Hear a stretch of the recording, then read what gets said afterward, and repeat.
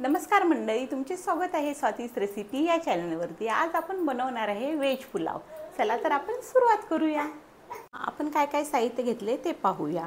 मी बासमती तांदूळ घेतलेत अर्धा किलो, स्वच्छ धुवून 10 मिनिटं मी भिजत ठेवलेत। आणि मी भाज्या घेतलेत बघा। एक बटाटा घेतलाय मोठा चिरून, हा फ्रोझन वाटाणा आहे। वाटाणा घेतलाय 100 ग्रॅम, फ्लावर घेतलाय पाव किलो आणि 2 गाजर घेतलेत मोठी। आणि फोडणीसाठी 2 मोठे कांदे, 2 टोमॅटो, हिरवी मिरची, कोथिंबीर, कढीपत्ता आणि लिंबू आणि हे आपले बाकीचे मसाले सर्व। तर सर्वात पहिला आता इथे मी पाणी गरम करायला ठेवलेलं आहे। आता मी हे तांदूळ शिजत घालते। हे पहा, आता आपण याच्यामध्ये मीठ घालूया। आपण मोठं 2 चमचे मीठ घालायचं आहे आणि त्याच्यात अर्धा लिंबू पिळायचा आहे। लिंबू पिळल्याने आपला भात एकदम पांढरा शुभ्र आणि एकदम असा फडफडीत असा खिला बनतो। आता आपले तांदूळ शिजतात तोपर्यंत आपण भाजी बनवून घेऊया। चला, आपला आता इकडे भात शिजतोय, इकडे आपण भाजी बनवून घेऊया। आता भाजी बनवण्यासाठी आपण तेल,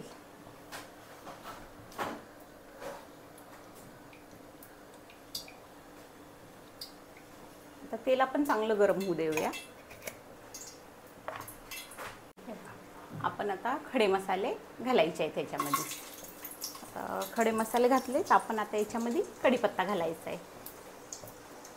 कढीपत्ता मी स्वच्छ धुवून घेतलेला आहे।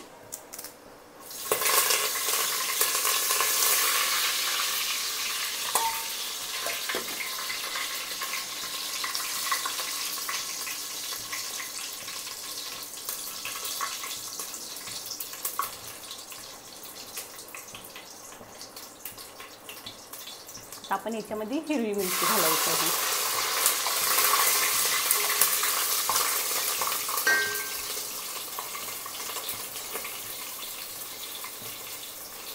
आता आपण याच्यामध्ये कांदा घालायचा आहे।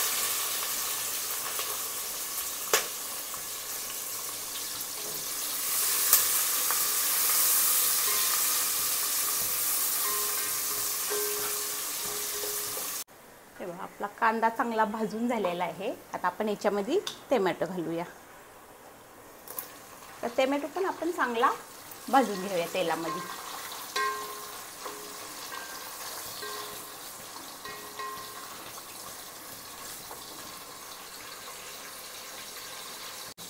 टोमॅटो पण आपला चांगला भाजून झालेला आहे। आता आपण याच्यामध्ये भाज्या घालूया।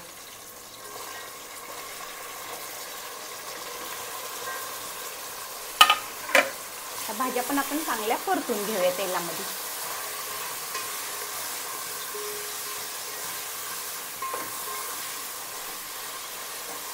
आता भाज्या तुम्ही तुमच्या आवडीप्रमाणे घ्या आणि वाटाणा आपण नंतर टाकायचा आहे, कारण की हा फ्रोझन वाटाणा आहे ना, हा वाटाणा पहिलाच शिजलेला असतो, म्हणून भाज्या चांगल्या परतून घेतल्यानंतर आपण वाटाणा त्याच्यामध्ये घालायचा आहे।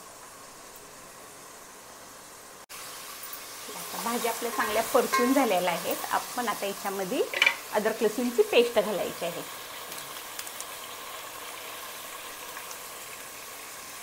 आता आपण याच्यामध्ये चवीनुसार मीठ घालायचं आहे आणि हा काश्मीरी लाल पावडर आहे, आपण 1 चम्मच घालायचा आहे। 1 चम्मच घालायचा आहे। आणि हा घरगुती मसाला आहे, घाटी मसाला आहे। हा मसाला मी घरीच बनवते आणि खूप स्वादिष्ट चांगला आणि झणझणीत मसाला आहे। आपण 1 चम्मच घालूया आणि काश्मीरी लाल पावडर 2 चम्मच घालूया। तर तुम्ही जर लहान मुलांसाठी बनवत असाल ना व्हेज पुलाव, तर खडे मसाले घालू नका। फक्त आपला मसाला आहे ना, पुलाव मसाला, तोच घाला। खडे मसाले घातले ना, लहान मुलांच्या असे तोंडात येतात आणि मग ते खात नाहीत ना, तिखट लागतं, म्हणून खडे मसाले तुम्ही नाही घातलं तरीही चालतील। आपण आता हा व्हेज पुलाव मसाला याच्यामध्ये घालूया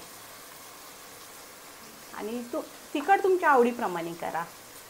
तुम्ही जास्त तिखट खात असला तर तिखट बनवा, कमी खात असेल तर कमी बनवा। आमच्याकडे पण कमी तिखटच लागतं आम्हाला। आता आपण ह्याच्यामध्ये हळद घालूया। आता हे सर्व मसाले आपण तेलामध्ये चांगले परतून घेऊया।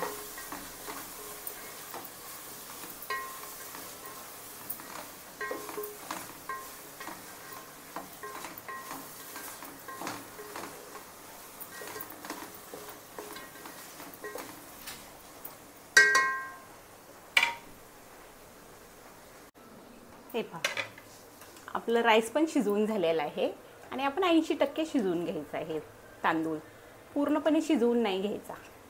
आता हे तांदूळ शिजलेत आपले. आता आपण चाळणीमध्ये काढून घ्यायचे आहेत.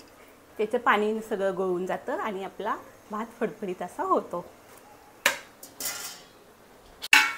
शिजवून झाले. भाज्या पण आपण अर्धे शिजवायच्या आहेत, पूर्णपणे शिजवून नाही घ्यायच्या. बघा, चांगले आपण तळून घेतले आहेत मसाल्यामध्ये. आता आपण याच्यामध्ये वाटाणा घालूया आणि हलवून घेऊया.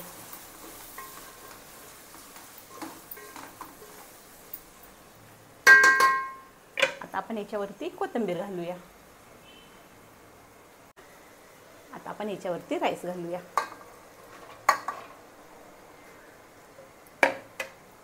आता आपण हे असं चांगलं पसरून घेऊया.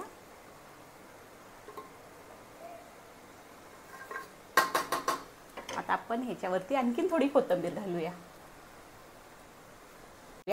आणि तव्यावरती हा टोप ठेवूया आणि आपण 20 मिनिटं दम द्यायचा आहे पुलावला. आता 20 मिनिटानंतर भेटू.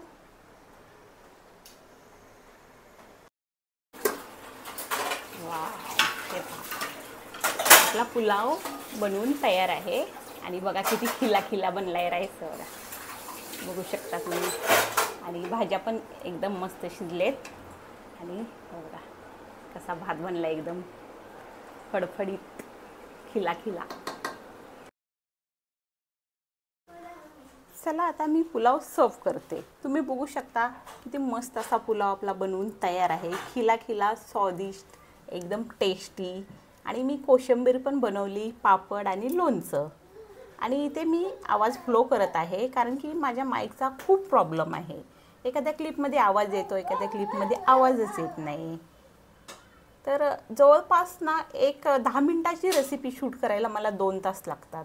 माईकचा तर प्रॉब्लेम होतो, नाहीतर फोनचा तर प्रॉब्लेम होतो. फोनचा तर खूपच प्रॉब्लेम आहे, स्टोरेजचा खूप प्रॉब्लेम आहे.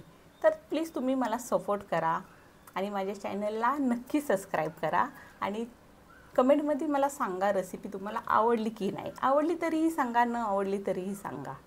आणि तुम्ही बघू शकता पुलाव किती खिला बनलेला आहे. मस्त असा आपला पुलाव बनवलेला आहे. आणि जेव्हा पण मी किचनमध्ये काम करते ना, तेव्हा ना किंजू ना माझ्या पाठीची येऊन उभा राहते. तुम्ही बघू शकता आता पण ती माझ्या पाठीस बसलेली आहे.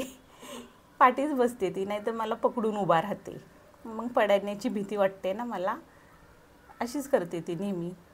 तर तुम्हाला जर माझी रेसिपी आवडली असेल तर चॅनलला नक्की सबस्क्राईब करा.